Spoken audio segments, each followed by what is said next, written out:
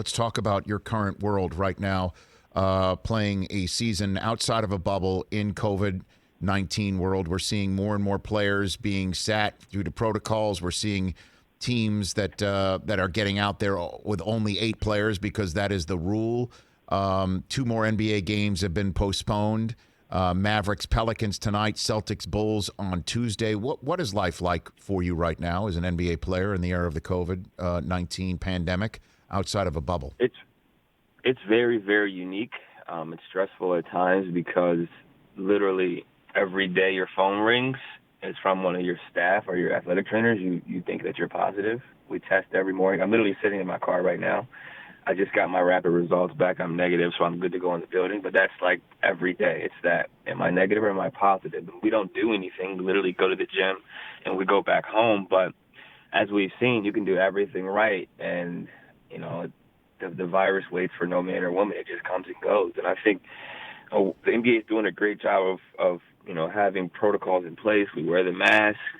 We social distance. We stay away from each other.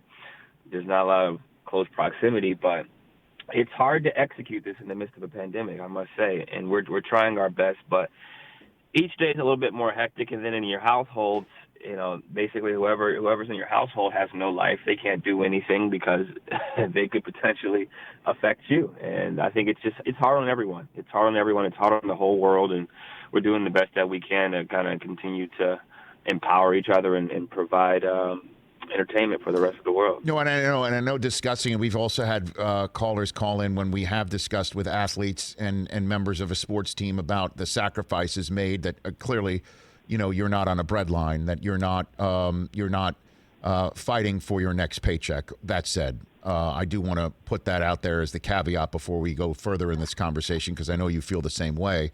What is happening where everybody, you mentioned the rest of the people at home are not going out because things have to be tight. I guess you have your own home bubbles as well, is what I'm picking up from you, CJ. Yeah, definitely. I mean, I'm very fortunate to be in a position. I'm not complaining about it, just by any means. I'm happy to be able to perform. I make a lot of money. I'm able to provide for my family. My wife is in the healthcare realm. She's a dentist. Her dad's a dentist. So, I've seen, the extreme measures they have to go to kind of protect themselves. Right.